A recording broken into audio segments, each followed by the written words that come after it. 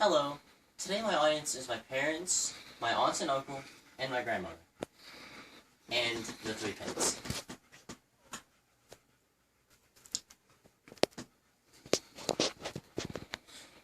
Do you know and understand what I am saying? Yes. Can you read and comprehend the title slide of my PowerPoint presentation?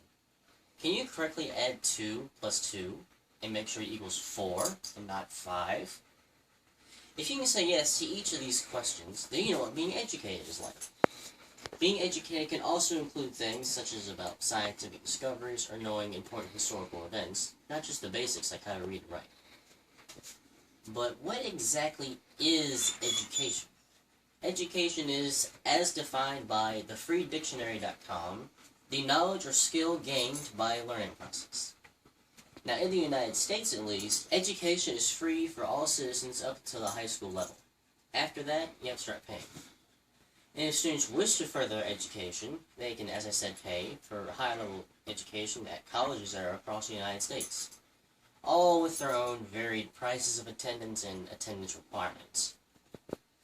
Now, free high school education and the option of going to college for further education, if you wish, is only existing because we know it's useful and important, and not just some trivial thing.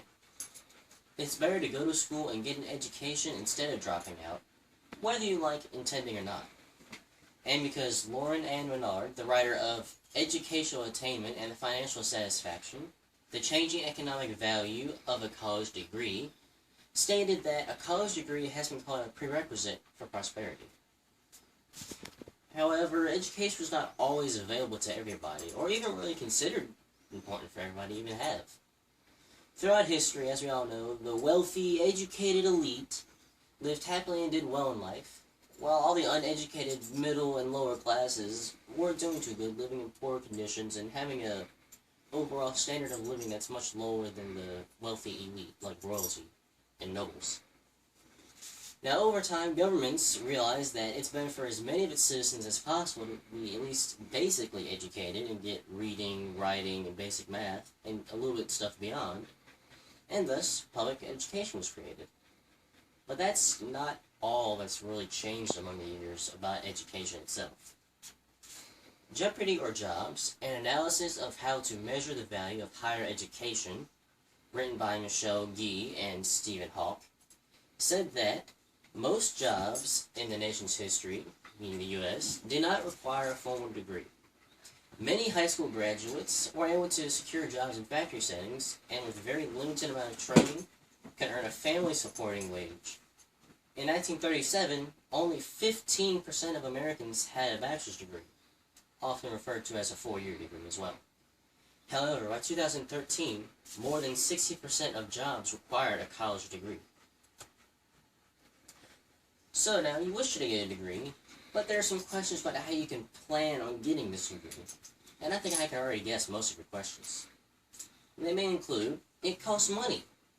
There are books to buy, tuition fees, and many other fees that I may or may not even want or need, tagged on the bill by the college. Can I still go to college despite the high cost of attendance? Well, to help with that, scholarships and financial aid are available to qualifying students to help them afford higher level education, if they wish to go to this. But we're only not going because of financial concerns or money. Another question is, can I afford to pay for college by myself? And let's say yes to that. But going to college requires my time, or it just won't really fit in with my weekly or daily schedule. What do I do then? Well, you'll be happy to know college classes start at all different times and are offered throughout the day, some really early in the morning, and others really, really late at night. If you work during one of those times, you couldn't go normally. Now, it's also the option of being a part-time student and only attending a few college classes instead of the full load, which means you could more easily fit this small amount into your schedule. Oh, but I don't live near or on a college campus, or the drive time to the closest one I'm near will make me late for either my work or college. That pretty much means I can't go, so what now? Well, college classes are not exclusive to just a classroom setting on a college campus. There are many classes offered online, and some degree programs being offered fully online, such as my own IT degree, for example, if I wish to do so. Now, as long as you have a computer or laptop and an internet connection, or someplace where you can get all of this, you're all set. You're ready to take an online class instead of a normal face-to-face one. Now, I know that the audience is already educated and completed high school at least, and I even know that some of them even went on to and completed college and got their own degree in their field of choice. Now, because of this, especially the college graduates already, you may ask questions like, so why continue my education? I did everything and learned a lot of stuff. Some I didn't even want to learn. I think is useless. Or, let's say you want to keep going, but it costs a lot of money to go to college. Why would I pay for more education when I already have a high school diploma or equivalent GED? Or even simple questions like, hey, I don't mind paying for this, but is it even worth it? Is this college degree worth as much as you say it is?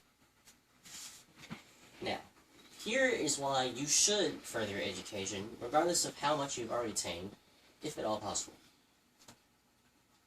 Now, the author of The Value of a College Degree, Stephen Rose, says that the main arguments in favor of earning a college degree, or a higher one if you already earned one, are based on a college graduate's larger earnings over a lifetime, lower unemployment rates, better health, higher marriage rates, and greater civic involvement, meaning like they tend to vote more often. Now, Jason R. Abel and Richard Dietz, the writers of the article, Do the Benefits of College Still Outweigh the Costs?, confirm Stephen Rose's statement by saying that, as one might expect, average wages for those with a college degree are far greater than the average wages of those with just a high school diploma. Now, education is learning simple things like how to read, write, and it can also be really complex topics such as, say, astrophysics or human psychology. But no matter what level of education you receive, whether elementary, middle, high school, or even college, any amount of education is better than having none at all.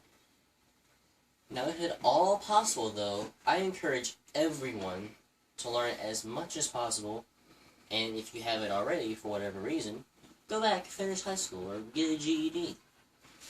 I also encourage everyone to attend a college of your choosing and earn a degree at your own pace, whether it's really, really fast and at a more normal time, or across a long set of years, despite it costing money.